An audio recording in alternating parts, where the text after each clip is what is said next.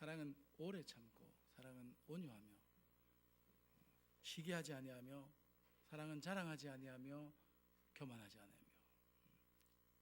사랑의 다섯 번째 빛깔인 교만하지 아니하며. 자랑이라는 것이 다른 사람과의 관계에서 일어나게 되면은 시기심이 생기게 되고요. 그 자랑이 자신을 향하여서 내 마음속에 심어지면은 교만이 생기기 시작합니다. 자랑이 하나님을 향하고 있으면은 그제서야 겸손하게 되고 진실한 자랑이다. 그래서 그 자랑에 대해서 설교할 때에 자랑이 되는 것이 있고 되지 않는 것이 있다는 말씀도 제가 드렸습니다. 자랑이라는 것은 하나님의 손에 딱 붙잡혀 있어야지만 온전한 것이지, 우리 인간들끼리 너가 잘났느냐 내가 잘났느냐 이런 자랑은 시기심과 교만만 불러일으키는 것임을 우리가 알 수 있습니다. 결국 자랑이 문제죠. 자랑하는 마음에서 시기심도 불러일으키고 교만도 내 마음에 심게 되는데요. 자랑과 교만이 무엇이 다를까요? 자랑은 나의 그 무엇, 내가 가진 것, 내가 가진 돈이라든지 재산이라든지 또 학벌이라든지 인물이라든지 뭐 아니면 내가 잘한 거, 내가 상 받은 거, 뭐 이런 외적인 것을 부풀려 올리는 게 자랑입니다. 자기 실적이나 업적을 부풀려 올리는 것. 교만은 자기 마음을 부풀려 올리는 것이 자랑이에요. 자랑은 사물이나 사건을 부풀려 올리기 때문에 이게 발각이 나고 터지면은 수치를 당하고 부끄러움 당하는 정도에서 끝이 납니다. 외부가 터졌으니까 나에게 상처가 조금은 있지만은 크진 않는데, 교만은 내 자신을 부풀려 올렸기 때문에 교만이 터지면은 멸망밖에는 없다는 것을 성경이 우리에게 가르쳐 주고 있습니다. 자랑은 참 들어주기 조금 힘들지만은 그나마 그래도 자랑하는 것은 뭐 솔직히 말하면 나도 자랑을 하니까 너의 자랑은 그 정도까지는 내가 들어줄 수 있다.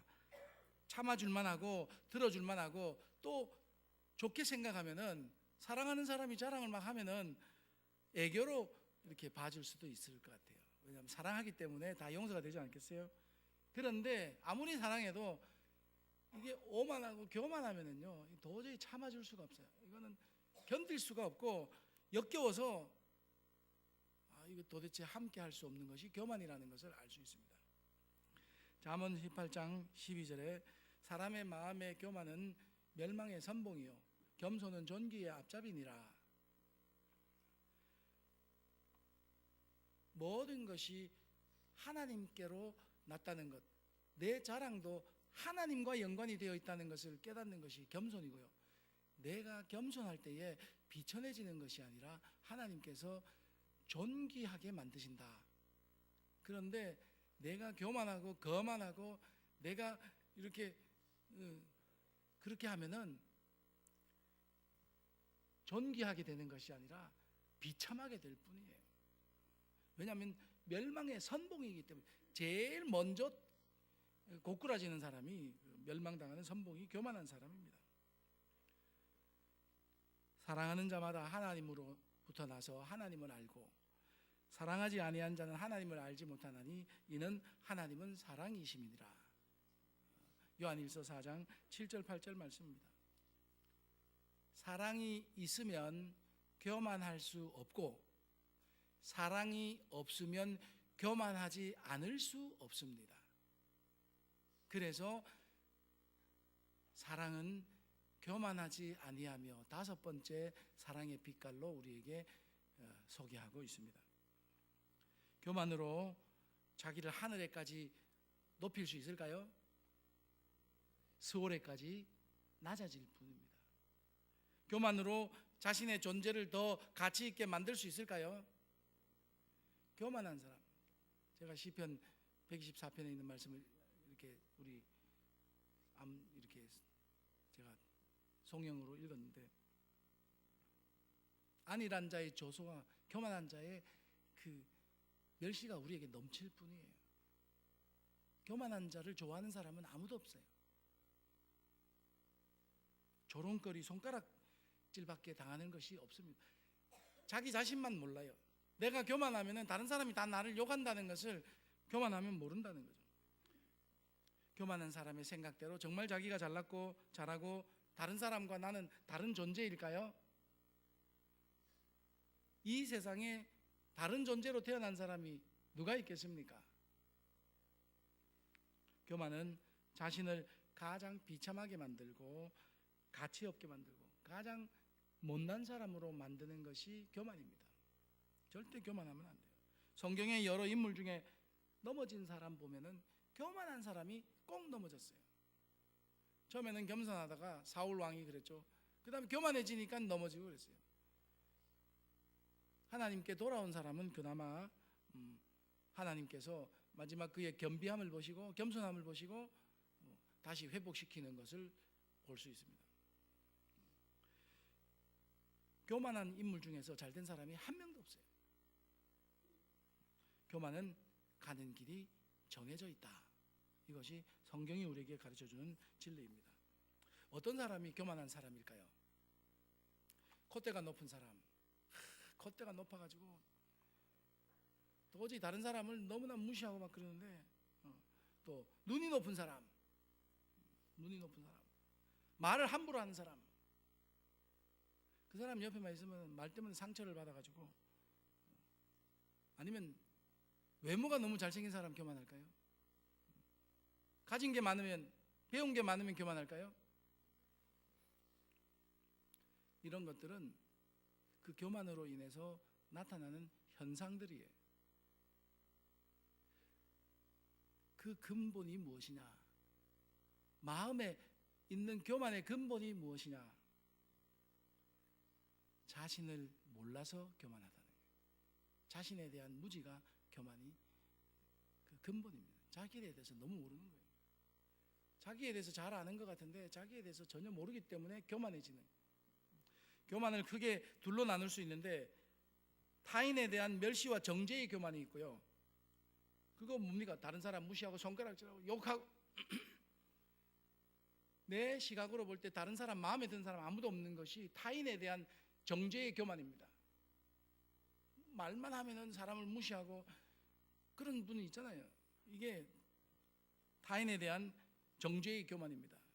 이게 하나가 있고요. 자신에 대한 무지의 교만이 있어요.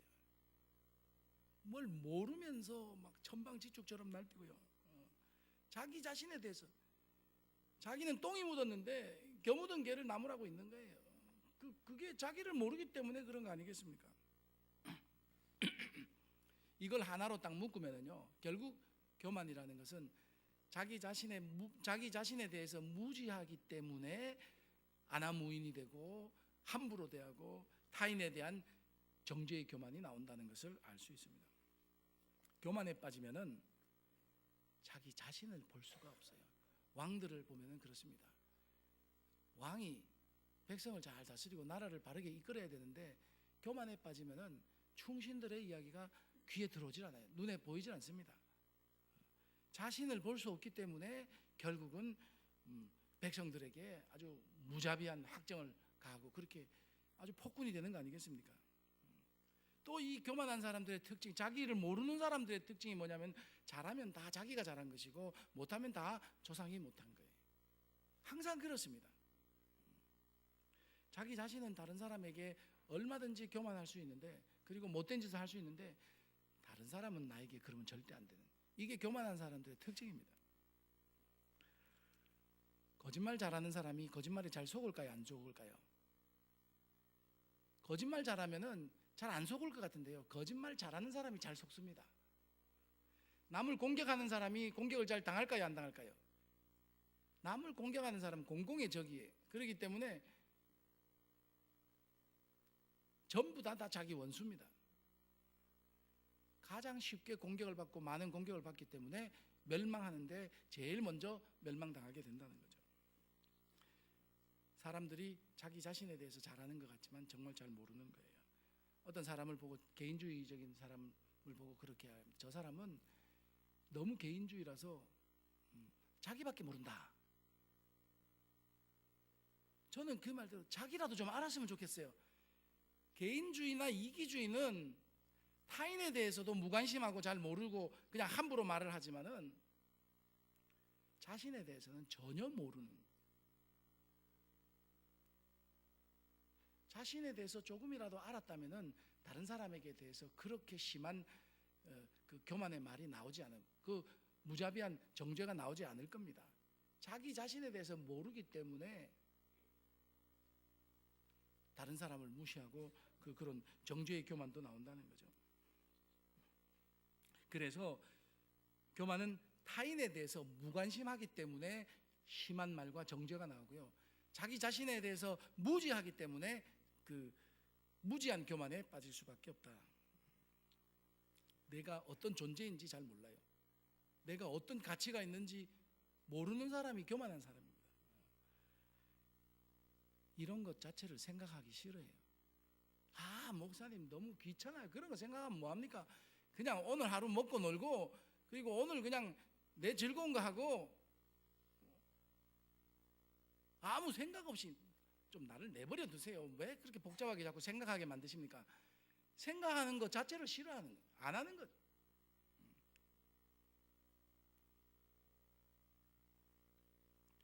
요즘 몇몇 사람들을 통해서 자주 들은 말이 있는데, 그게 나와 무슨 상관이 있습니까? 그게 나와 무슨 상관이 있느냐? 이 말을 내가 사용하면은 자기가 우쭐해지고, 저 사람이 나에게 지금 뭔가 도움을 요청하는데 나는 너를 도와줄 수 없다, 이렇게 거절하는 입장이니까 굉장히 자기가 가치 있게 보이는데요, 입장을 바꿔놓고 그 말을 한번 들어보세요. 내가 어떤 사람에게 다가갔는데 당신이 나와 무슨 상관이 있습니까? 이 말 들으면은요, 밥맛이 딱 떨어지고 세상 살 맛이 별로 없어요. 내가 이 땅에 살면서 당신 그게 나와 무슨 상관이 있습니까? 이런 가치관을 가지고 살면은요, 하나님 앞에 딱 갔을 때에 예수님께서 그렇게 하신다고 그랬습니다. 너희는 나와 상관이 없다. 그 말을 들을 날이 올 거라는 거예요. 요즘 성경이 나와 무슨 상관이 있어요? 그렇잖아요. 그렇게 사는 사람이 많아요. 이게 우리나라 이야기도 아니고 이스라엘, 저 멀리 있는 이스라엘 나라 사람이고, 지금 현대 이야기도 아니고 수천 년 전에 있는 이야기, 아브라함과 모세, 다윗, 그게 나와 무슨 상관이 있어요? 그게 나와 무슨 상관이 있습니까? 하는 그것이 내 마음에 숨어있는 교만입니다. 자기를 모르는 정말 무지에서 나오는 교만이에요. 사람이 정말 사람이라면은 내뱉지 말아야 할 말이 뭐가 있냐면, 부모님이 내게 뭐 해줬어요? 아, 이런 말 하는 사람들, 자녀들 많습니다. 부모님이 자기에게 뭘 해주는지 그걸 말로 해야 하는 거예요. 아니면 뭐 부모님이 없는데 어떻게 지가 왔어요, 이 땅에? 아, 근데 부끄러운 줄도 모르고 그냥 하는 거예요. 네.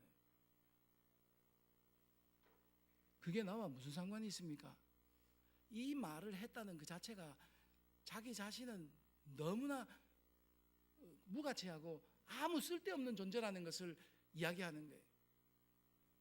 정말 이런 말을 했다면 부끄러워서 견딜 수 없어야 정상인데 그런 거 생각하기 싫어하죠. 그게 나와 무슨 상관이 있어요 하는 가치관을 가진 사람에게 제가 질문하겠습니다. 그게 나와 무슨 상관이 있느냐는 가치관을 가지고 세계를 바라보면은, 당신이 그러면 생각할 때에 당신과 상관이 있는 게 무엇입니까? 당신과 상관이 있는 거 한번 이야기해 보세요. 부모는 나와 상관이 있을까요? 자식은 나와 상관이 있을까요? 돈은 상관이 있을까요? 아, 상관이 있는 사람이 직장 상관은 아마 상관이 있어서 상관이라고 했나 보네. 아, 이거 목사님 무슨 소리 하십니까? 그래도 부모는 나에게 이렇게 생명을 주고 혈육 관계로 나와 상관이 있지요. 부모가 정말 상관이 있을까요? 그게 나와 무슨 상관이 있어요? 이런 가치관을 가지고 사는 사람들은요, 부모가 용돈을 줄 때는 상관이 있고요, 부모가 나에게 좀 뭘 도와달라고 뭘 요청하면은요 신경질 내고 상관없는 사람이 되었으면 좋겠다는 가치관을 가지고 사는 사람이에요. 그러니까 자기 부모도 모르는 얼마나 자기를 쓸데없는 사람으로 만드는 가치관인지 모릅니다. 정말 상관이 있는지 제가 한번 물어보겠습니다. 정말 상관이 있는지, 꼭 그래도 부모님은 상관이 있다 하는 사람에게 부모님이 상관이 있으면은 증조 할아버지라는 말은 나를 낳아주신 아버지의 할아버지라는 소리예요. 증조 할아버지 성함이 어떻게 되시는지 알고 있습니까? 우리 여기 앉으신 분 중에서 증조 할아버지 성함을 알고 계신 분 과연 몇 사람이 있을지 모르겠고요. 할아버지는 또 같은 성씨니까 그렇지만 증조 할머니 성함을 알고 있습니까? 아니 몰라요. 네, 10대 20대도 아니고 제가 초등학교 때요 조선시대 왕 그거 이름 외운다고 태정, 태세, 문단세 이거는 죽으라고 외우고 그러고 시험에 나오니까 했는데 정작 나를 낳아주신 우리 아버지 할아버지 되는 증조 할아버지 이름은 몰라요. 증조 할머니는 더 몰라. 그래 놓고 뭘 부모님이 나하고 상관이 있다고 이야기할 수 있겠어요? 부끄럽지 않습니까? 최소한 족보를 다 외울 수는 없으면 10대 정도까지는 외우고 있어야지. 그 나와 상관이 있는 분들 아니겠어요? 그러면 그거는 너무 족보 이야기 따지지 맙시다. 목사님, 내가 돈은 꼭 필요하고 돈은 나하고 아주 깊은 상관관계가 있습니다. 여러분, 돈이 여러분과 상관이 있다고 생각하십니까? 그렇게 좋아하고 상관이 있었으면 마음에 간절한 소원을 가진 돈에 대해서 제가 한번 질문해 볼게요. 그렇게 좋아하는 돈이 당신 주머니에 얼마나 들어와 있습니까? 세계를 움직일 만한 재물 가지고 있어요? 나라를 경영할 만한 거 가지고 있어요? 산에 올라가세요. 탁 보면 아파트하고 집들이 쫙 많은데 이야 저렇게 집도 많고 차도 많고 하는데 내 거는 왜 하나도 없는지 모르겠어요. 돈이 진짜 상관이 있어요. 대한민국 최고의 부자 그분이 돈하고 상관이 있는지 지금 몇 년째 병원에 그냥 누워 계세요.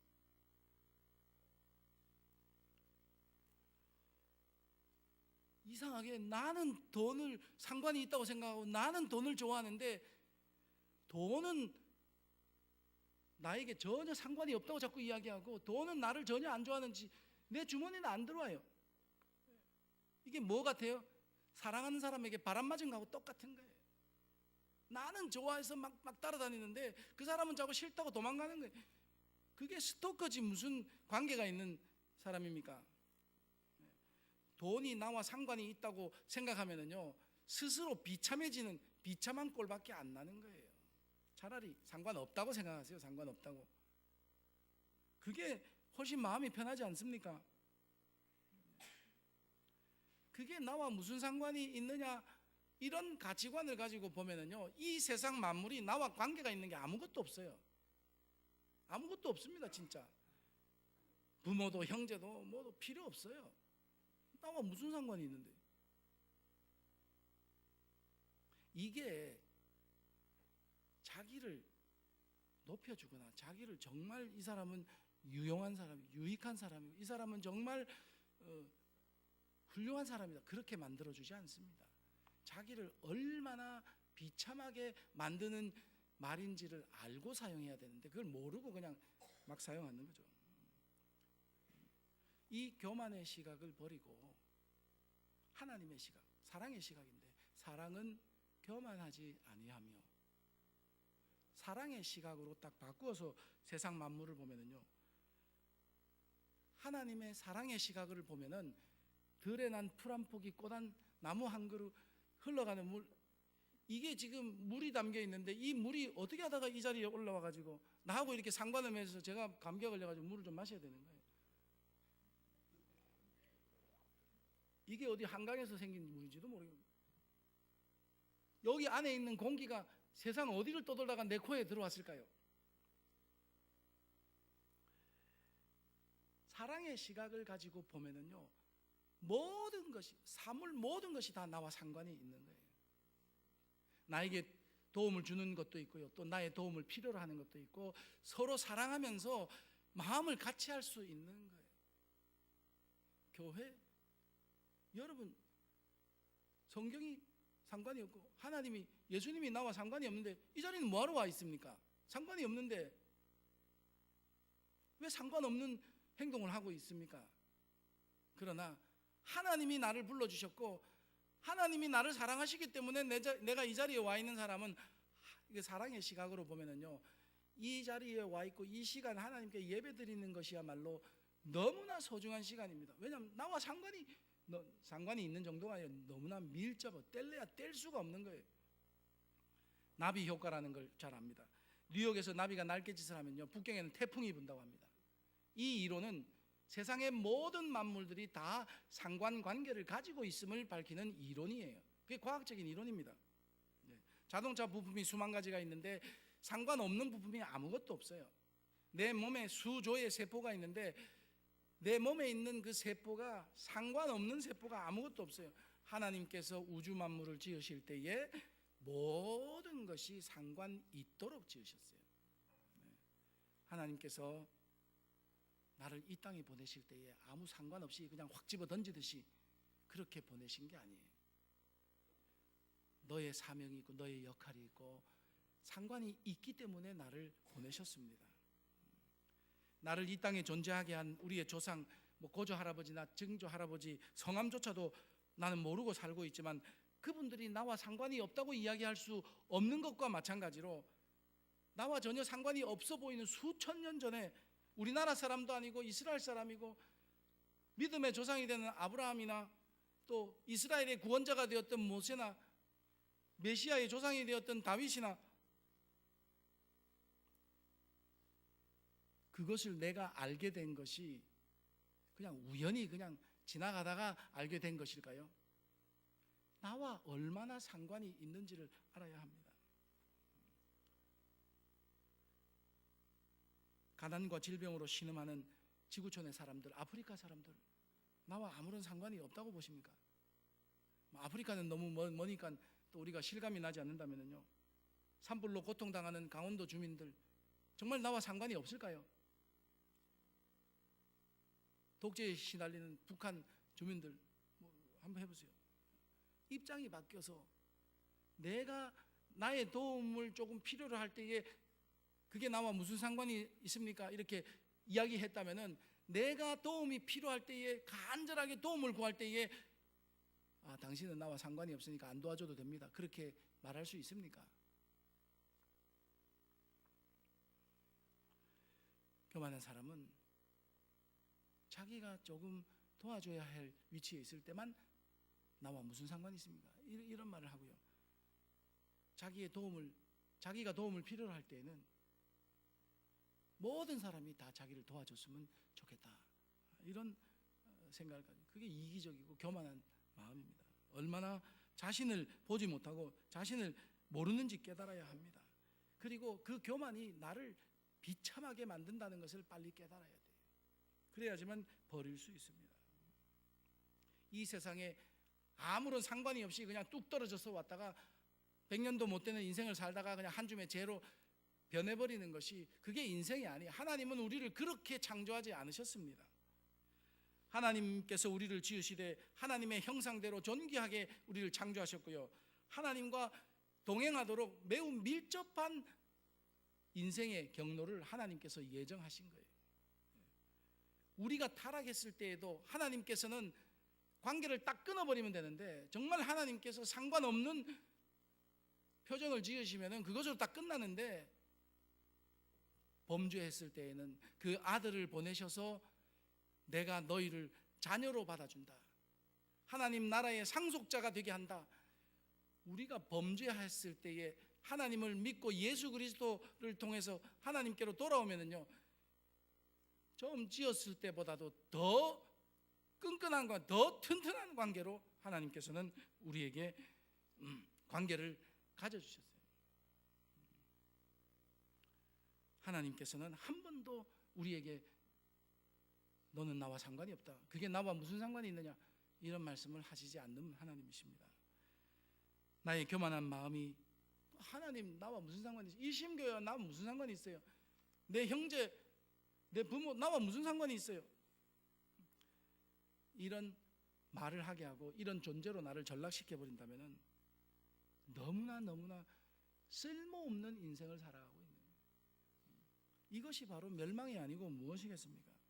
사랑의 다섯 번째 빛깔인 사랑은 교만하지 아니하며 자기 자신을 바로 볼 수 있어야 된다는 것을 말씀하고 있습니다. 내 자신을 봤을 때에 정말 하나님께 감사할 수 있고, 우리 일심교회 보내주신 것도 감사하고, 믿음의 형제들 우리 가정에서도 나로 인하여 우리 가정이 더 풍성해지고 우리 교회가 더 유익해지고 나로 인해서 모든 사람이 함께 즐거워할 수 있는, 이게 내 존재 가치를 훨씬 더 가치 있게 만들지 않겠습니까?